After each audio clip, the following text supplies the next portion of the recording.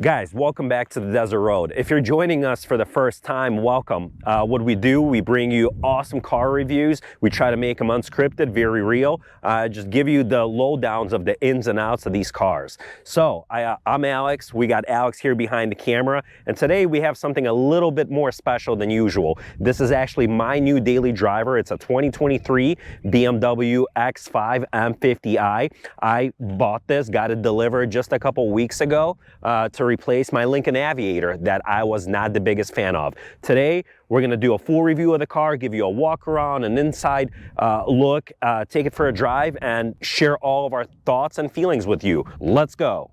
All right, guys, the 23 X5 in this gorgeous Gravid Dre metallic. As you can see, I was looking for a very special spec in this car. It comes with these gorgeous 22-inch wheels. It's got the 275 tires in the front, the 315s in the back, just awesome, beautiful wheel by BMW. As you can see, this car comes optioned with the 50th anniversary heritage tags. I really like that little touch. It kind of freshens up the cars. BMW has been throwing this on their cars for the last couple years. You can still opt the cars with them. It gives it a new modern little take.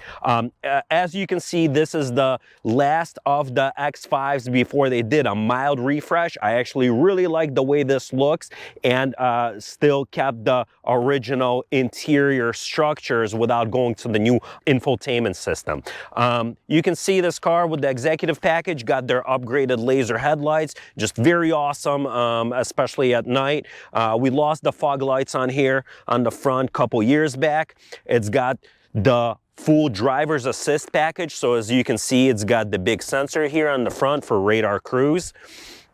This car is in Gravid Gray Metallic. It only is offered on the M50i and the X5M. You cannot get this color in the United States on the 6-cylinder. So very special color. It changes with the light. You can see there's tons of gold flake in here. In overcast light, it's almost like a very dull gray. So beautiful, beautiful color, finished off extremely well. As you can see, there's also the full blackout package on here. So this is all factory, including the black kidney grills. It's got the window trim blacked out. The bottom portion of this mirror, the top is finished in the car color. Coming around the back here, you can see got the M50 badges. This car is actually optioned with the trailer hitch package. Nice feature. I probably would have preferred to have the full diffuser here back instead of that cutout, but there's always use for something like that. BMW still kept the real exhaust outlets on here, so many cars are getting away from that. Audi is hiding all of them. Other manufacturers are pointing them downwards. Here you still have original nice exhaust that you can actually see, so that's always a benefit, especially on an enthusiast car like this. Also, I pointed out even the roof rails are finished in black here. Just overall, a really nice setup. As you guys know, I like my cars fully blacked out. I was actually even looking for a black one or this color. Gravid was my first choice, so here we are. Let's show you the trunk real fast, show you what kind of room we have in this car, just so you get an idea, especially with a full-size stroller in the back. This is nice. It's got the two-part fold down. This is the best baby changing station you can find. As you can see, out of all its competitors, the X5, between the Cayenne and a Range Rover Sport, actually has the most trunk room. This is where this car shines. Again, it's not massively so. As you can still see, it gets tight very quick. You throw a full-size stroller in here, maybe a luggage or two, and we're to the brim. So I'm actually trying to figure out if this car is going to be a keeper or if we're going to need to go a size bigger, potentially look at an X7. For now, it's working out. I'll keep you guys updated on all my thoughts through the next several months.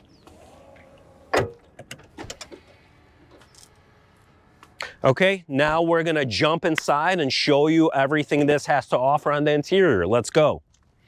All right, stepping into the interior, as you can see, M Sport package. What does that mean? It has the M Sport steering wheel. It's got these beautiful leather seats right here with a contouring back over here where you can adjust this seat halfway through the middle. Awesome, awesome feature. This particular M50i comes finished up with the carbon fiber trim. beautiful.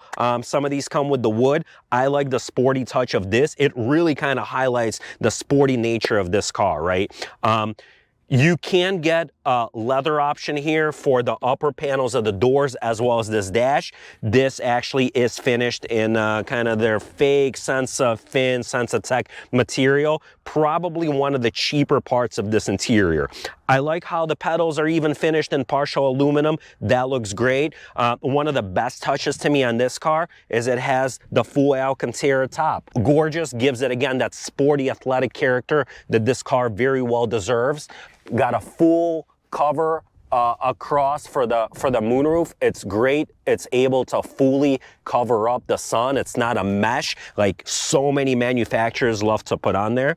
This car being an executive package, it comes option with all the glass controls here. So looks much better than the standard plasticky option that looks like very cheap. It's got the shift knob, the control here, and the start button. Again, a very nice option on a car, especially in this price class. So let's jump in here, show you a couple other touches. One thing I got to add in particular, this being an M50i, it even has the special door sills that light up in M50i. Very, very nice touch. So again, you know you have something a bit more special than the 6-cylinder version or just kind of a run-of-the-mill X5. Let's jump in here. I'll show you the rest of what this has to offer. The steering wheel is tilt and telescopic, so adjusts manually. I do have cooled seats on this. This has the climate comfort package, so 4-zone climate control. It's got heated and cooled seats up front. Awesome. AC works good, as you can see. So before they changed this entire screen setup, this still keeps the original controls. It's got the physical buttons, which I really, really like. Easy access and control, so all the features, including there's the radio controls and the AC controls. So I like having physical buttons for all this. So great as well. It's fast, it's responsive. It's got a couple of the controls located right here that you can switch between them. One of the best parts about this BMW is also that it has wireless Apple CarPlay, right? So you literally don't need to do anything. You jump in, you jump out of the car, it's always connected, right? So awesome. Some manufacturers still only let you access CarPlay through a cord. So a nice feature by BMW. This center dash screen is not that customizable. There's a couple options you can scroll through. Obviously, if you change the driving mode, you know, it'll change some of the colors.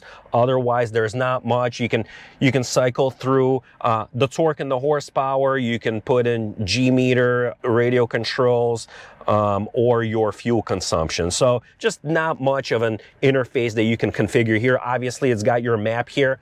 I must say this car does have heads-up display. That's a must to me on almost any single car. It's showing the speed limit. It even has a rev counter on there, which is a nice touch to that. A brief note: Harman Kardon stereo here.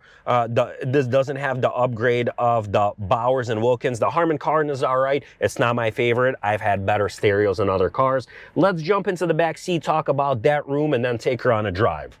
Guys, I'd like to point out that the back seat of this X5 is where it does not shine. There are many other complaints that some people, even who moved from an X3 to an X5, didn't find that much room in the back seat. You can clearly see, even with a child seat, how much space, you know, it takes up. It doesn't give you that much room up front. With 2 car seats, it'll be even tighter here. So especially for the driver to get in a very comfortable position. Let me climb in here. Is this all right for an adult? I take this as I mean, for a short trip, absolutely, maybe even a slightly longer trip, but overall, this is in a car of this size, this back seat is on the smaller side. So make sure you guys fully evaluate if this seat will work for you, because many families have ended up going from, X5 to something bigger because they were ultimately surprised of how small this back seat ended up being.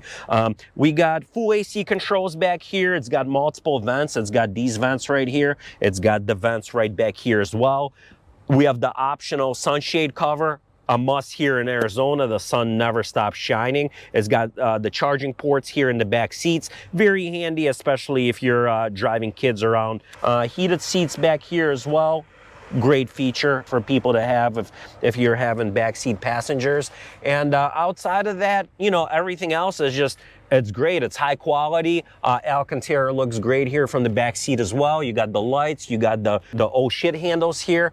Typically, everything you need to make yourself at home for at least for a short cruise. All right, guys, it's our favorite part of the review. We're gonna take her out on the road and share my driving impressions. Let's go.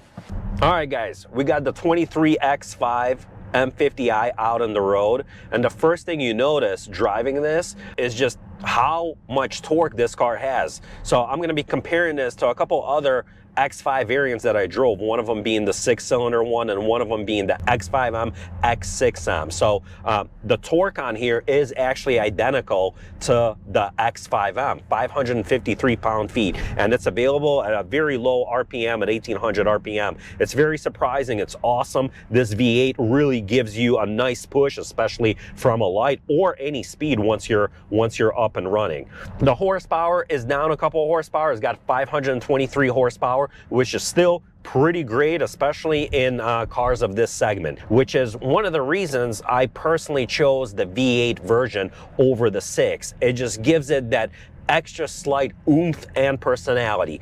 And of course, let's not forget the exhaust noise, which in comfort mode, which we're driving in right now, is very, very tame. You can throw it into Sport or Sport Plus. It opens up the rear baffles a little more and definitely gives you a nice audible tone while you're driving this. So all in all, the V8 is a great choice for somebody looking for that little bit of extra something in their X5. All right, guys, yeah, I'll show you a little bit of that acceleration. You know, we're gonna slow down again. We're in comfort mode. I'm gonna let this guy through, get on it just a little bit. You can hear what this car sounds like. Sounds good, growly, just all in all, great. One of the cons you feel immediately with this V8 engine is just the weight of the car. You feel the heft of this car rolling over the road. You can view that as a pro or a con. This car feels very, very solid. It feels planted on the road. You definitely feel the heft of it, especially when you're going over imperfect pavement or, you know, even just road bumps or anything like that. But overall, it drives great. It feels very solid. What the V8 also changes is the steering wheel in this car. So it really gives it a more tighter steering feel on here. So definitely you need to use a little bit more effort while you're driving with this wheel. One of the other concerns that I had about purchasing this particular version is the 22-inch wheels and how it's going to handle the road and imperfections. And I can tell you that in comfort mode, I mean, it's almost like sitting on your home couch. So the ride is actually surprisingly very supple, even for such a kind of a higher sports geared car. Road surfaces, especially around here, are mostly great, but still, I have no complaints with the ride quality at all. The only thing you notice slightly is the slight increase of road noise in here, but again, you gotta be on pretty bad surface to have it be really audible inside the cabin. Yeah, a couple other things to point out. These seats, especially to me, are extremely comfortable. This car does not have the massaging seat option, just very, very comfortable, especially to my body type. The ergonomics in the X5s and X7s as well are honestly one of the best. You have a very great commanding sense of the road. Everything is just in exactly the right places. They do give you enough storage room here for water bottles, keys, charging pad for phone.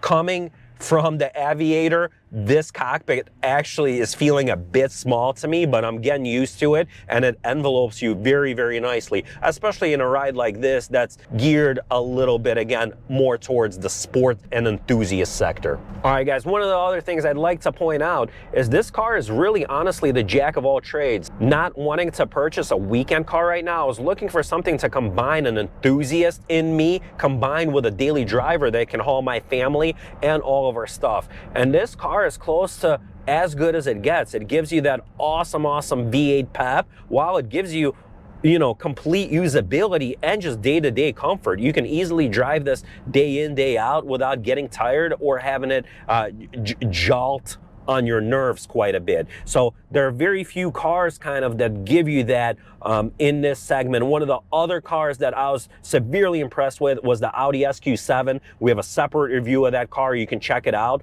But as far as these cars go, this is really kind of the sweet spot, especially in the BMW lineup, where you have all the usability without even the excess size or you know, the cost of what an X7 could be with a V8 engine. I'm going to throw this car into Sport Plus mode just so you guys can kind of see the difference of what this involves. We're going to take off from a light here and show you exactly what we can do here. All right, guys, let's take off from a light here in Sport Plus mode. I'll show you the sound and what the acceleration is like on something like that.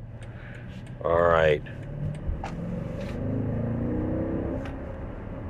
You know, just very effortless. It's got that grunt, almost feels very muscle car like. Awesome acceleration in here, gives me exactly what I wanted out of my daily driver, especially if you want to have a little bit of fun in something like this. All right, guys, moving into our 3 likes and 3 dislikes. Number 1 like is I love how this car looks in Dravid Gray with the 22-inch wheels. It looks absolutely proper for a V8 motor and what this car is. One of BMW's absolute best designs in recent times. Number 2, I like the power and the V8 motor in this car. It pulls great. It pulls great off lights. It sounds fantastic. These V8 engines are slowly disappearing, so I really appreciate that BMW still gives us that, and we're able to have some fun with that. And my number 3 like, I really like this BMW interior. Their ergonomics are outstanding. We have the Alcantara, we have the carbon fiber, we have this awesome thick M Sport steering wheel, and all the glass controls. BMW finished this interior extremely well, and there's really not much that I would personally change. All right, guys, moving into the 3 dislikes. My number 1 dislike, and I typically don't mention that or talk about it enough, but it's the price of this car. This car is a fully loaded M50i, and we're talking the sticker MSRP on here is a few dollars shy of $100,000. Now, again, compared to some other brands, maybe when you're looking at a Porsche or a Range Rover segment, this might actually seem like a steal for everything it offers. But again, BMW pricing is becoming very bloated, especially once you start adding in a couple of these options. My number 2 dislike is the miles per gallon. This car gets anywhere from 12 to 14 gallons. I do a lot of city driving, so I'm at the gas pump constantly in something like this. And my number 3 dislike is these 22-inch wheels. When it's time to replace them, we're talking close to $2,500 for these tires. These tires get eaten up like crazy, especially with the weight and heft of this car. So not something I'm looking forward to when that time comes. I think that pretty much wraps up our review, guys. Stay tuned for other videos. We'll keep you updated on what this M50i is like to own and drive. And until next time on the desert road.